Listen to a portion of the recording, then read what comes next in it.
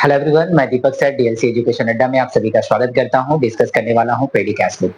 पेडी cash book का जो column होता है वो बड़ा भयानक होता है। आप देख सकते हैं, आप लोगों को डराने के लिए मैंने ये कॉलम बनाया है, तो आप डरिए मत। इसमें से कुछ कॉलम अभी मैं मिटाने वाला हूँ। चलिए पेडी कैश बुक के बारे में थोड़ा सा फिर से रिवाइज कर लेते हैं। पेडी कैश बुक क्या है? पेडी कैश बुक एक कैश बुक का ही पार्ट है।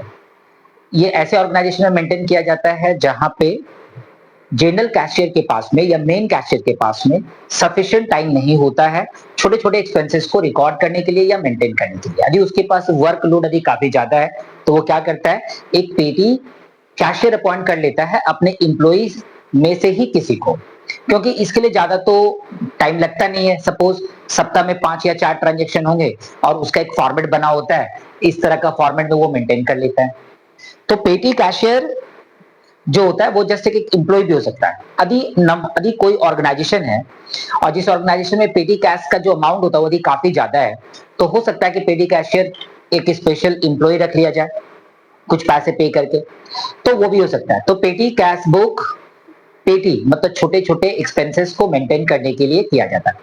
अभी आप पेटी कैश बुक को यदि समझना चाह रहे हैं तो कोई भी एक प्रैक्टिकल प्रॉब्लम उठा लीजिए और उस सम्स को पढ़ के देखिए। जो उसमें एक्सपेंसेस है, जिस टाइप का जो एक्सपेंसेस है, वो एक्सपेंसेस का जो नेचर है वो है पेटी एक्सपेंसेस, है ना। तो ये प्रैक्टिकल प्रॉब्लम कई टाइप के फॉर्मेट होते हैं।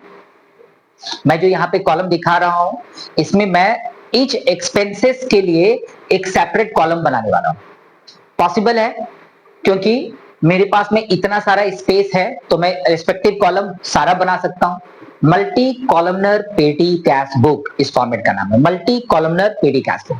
यानी कि यदि मैं फॉर्मेट की बात करूं तो यहां पे आप डालते हैं एक अमाउंट कॉलम, ठीक है ना। ये क्रेडिट हो जाता है, मतलब कि आपका जो भी अमाउंट रिसीव होगा आप यहां पे डालेंगे। मेन कैशियर से जो भी आप अमाउंट रिसीव करते हैं यहां पे डालते हैं। इसके बाद आप एक कॉलम मेंटेन करते हैं डेट, एक कॉलम मेंटेन करते हैं वाउचर नंबर, इसके बाद एक कॉलम मेंटेन करते हैं पार्टिकुलर्स, ठीक है। इसके बाद आप एक टोटल अमाउंट कॉलम मेंटेन करते हैं, टोटल अमाउंट, ओके। और टोटल अमाउंट कॉलम, इस साइड के जितने भी कॉलम आप देख रहे हैं ये सभी कॉलम एक्सपेंसेस से रिलेटेड है, एक्सपेंसेस, ठीक है। कोई भी प्रैक्टिकल प्रॉब्लम बनाते हैं तो इन द बुक्स ऑफ जिसका रहता है लिख देते हैं। क्या बना रहे हैं? पेटी कैश बुक।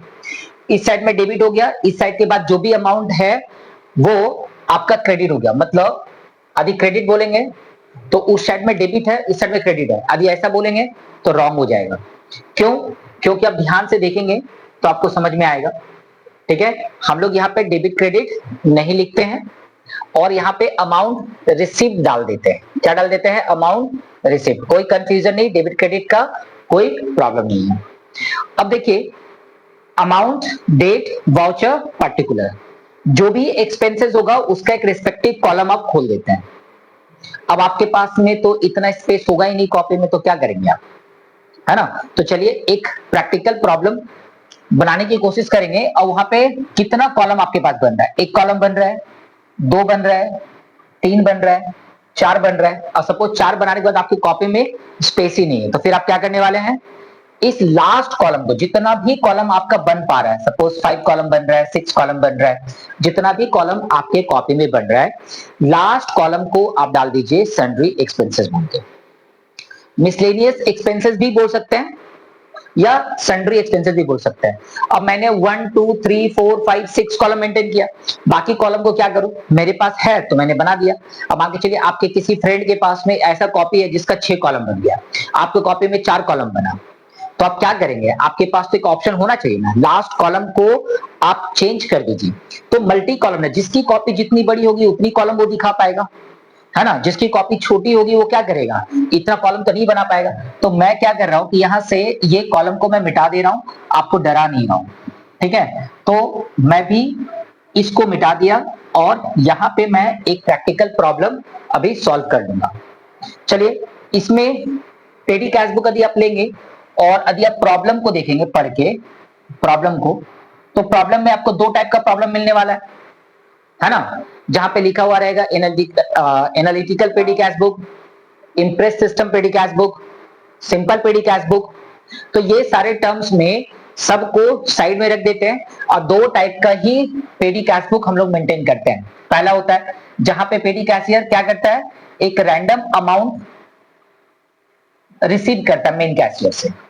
मतलब मेन कैशियर से कितना पैसा रिसीव करेगा फिक्स नहीं है, कभी 500, कभी 300, कभी 400। इंटरेस्ट अमाउंट फिक्स नहीं है। तो ऐसे रैंडम अमाउंट वाले, और एक अमाउंट होता है जो इंटरेस्ट अमाउंट होता है, IMPEREST। इंटरेस्ट अमाउंट जो होता है वो फिक्स होता है। क्या होता है इंटरेस्ट अमाउंट फिक्स्ड, कहने का मतलब जो भी आप खर्च करेंगे आपको दोबारा दे दिया जाएगा, और आपके पास एक इंटरेस्ट अमाउंट होगा जो हमेशा पेडी कैशियर के पास अवेलेबल होगा सबमिट करने के बाद। मतलब ओपनिंग में हमेशा इंटरेस्ट अमाउंट ही अवेलेबल होगा। तो दो टाइप के प्रॉब्लम आप फेस करते हैं, और इसमें प्रॉब्लम को सॉल्व करना होगा तो कोई भी आप प्रैक्टिकल प्रॉब्लम उठा लीजिए। मैं भी एक प्रैक्टिकल प्रॉब्लम उठा लेता हूं, और चलिए यहां से ले लेते हैं एक सम्स और सॉल्व करने की कोशिश कर लेते हैं। तो general cash book with cash column नहीं करना है, पेडी कैश बुक का सम्स लेना है। तो थोड़ा चलते हैं पीछे। एक छोटा सा अमाउंट हम लोग ले लेते हैं बनाने के लिए। एक क्वेश्चन है, from the under mention particulars write up an analytical petty cash book mister Sun kept under impress system and so how much will be prepared to how much will paid to pedi cashier on 8th March।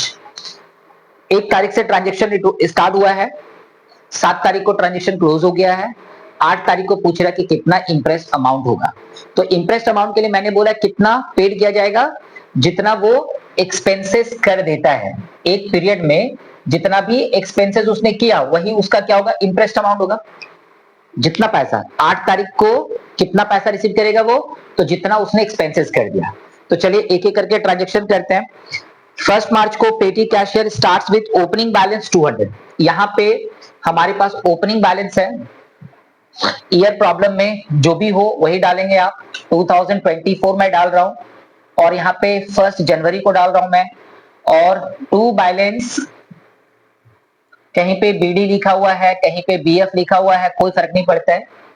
तो जो भी interest amount है वो मैं यहाँ पे लिख लेता हूं, ये 200। तो देख सकते हैं 200 मेरा ओपनिंग बैलेंस है। ट्रांजेक्शन के हिसाब से हमारे पास में 2 तारीख को ट्रांजेक्शन हुआ है, और ये वेजेस पेड किया गया है फॉर क्लीनिंग। तो बाय क्लीनिंग करके लिखूंगा 2 तारीख को, यहाँ पे डेट डालूंगा, डेट कॉलम में 2 तारीख, बाय क्लीनिंग। तो टोटल अमाउंट में मुझे पहले डालना होगा जितना भी क्लीनिंग मैंने क्लीनिंग में डाला है। तो ये 20 रुपीज एक्सपेंसेस हुआ है, टोटल 20 रुपीज। और पहला कॉलम को मैंने डाल दिया क्लीनिंग, जो भी मेरे पास आ रहा है 20 रुपीज टोटल अमाउंट में डाला, फिर उसका रिस्पेक्टिव कॉलम में डाल दिया, तो बाय क्लीनिंग आ गया। नेक्स्ट आइटम है बॉट स्टैम्प्स। तो चलिए स्टैम्प्स खरीदा गया तो बाय स्टैम्प्स कर देते हैं। ये भी 2 तारीख का ही ट्रांजेक्शन है, ठीक है। और स्टैम्प्स खरीदा गया 28 रुपए का, 28 रुपीज का। तो पोस्टेज एंड स्टैम्प्स एक साथ में डाल देते हैं, पोस्टेज स्टैम्प्स टेलीग्राम जो भी आएगा इसी में डाल देंगे। तो 28 रुपीज यहाँ और यहाँ, ये कॉलम क्लीनिंग का बना है, और ये पोस्टेज टेलीग्राम और स्टैम्प्स का बना है, तो 28 रुपीज यहाँ पे डाल दिए। नेक्स्ट अमाउंट इसमें बोला गया है paid for repair of computer.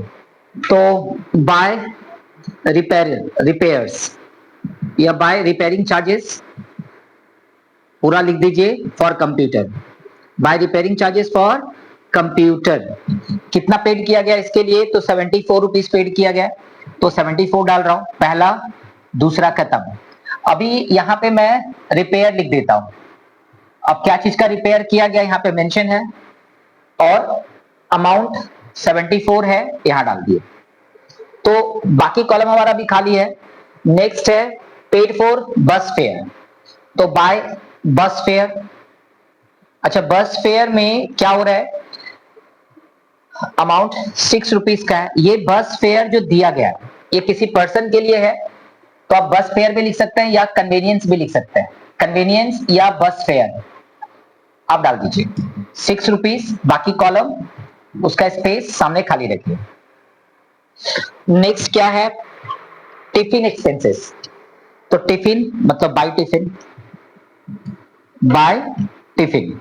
तो टिफिन में खर्च किया गया कितना, 18 रुपीज, 18 रुपीज खर्च किया गया। अब मैं टिफिन कहां डालूं, टिफिन के लिए मेरे पास कॉलम है बचा हुआ, तो मैंने टिफिन में डाल दिया, इसीलिए 18 रुपीज। अब ये लास्ट कॉलम है, हो सकता है लास्ट कॉलम आपका यहीं पे होता 5 नंबर में ही, हो सकता है आपका लास्ट कॉलम कन्वीनियंस में होता। तो जो भी लास्ट कॉलम है आप उसको सन्ड्री करके डाल दीजिए, ठीक है ना, सन्ड्री एक्सपेंसेस। अब यहां से जो भी हमको एक्सपेंसेस मिलेगा, अभी ये सबसे मिलेगा तो यहां डालेंगे, और ये सबसे नहीं मिलेगा, 1 2 3 4 5 से रिलेटेड नहीं मिलेगा, तो उसको कहां डालेंगे, सन्ड्री में डाल देंगे। तो बाय टिफिन हो गया। पेड फॉर ट्रैवलिंग, ओके, चलिए बाय ट्रैवलिंग।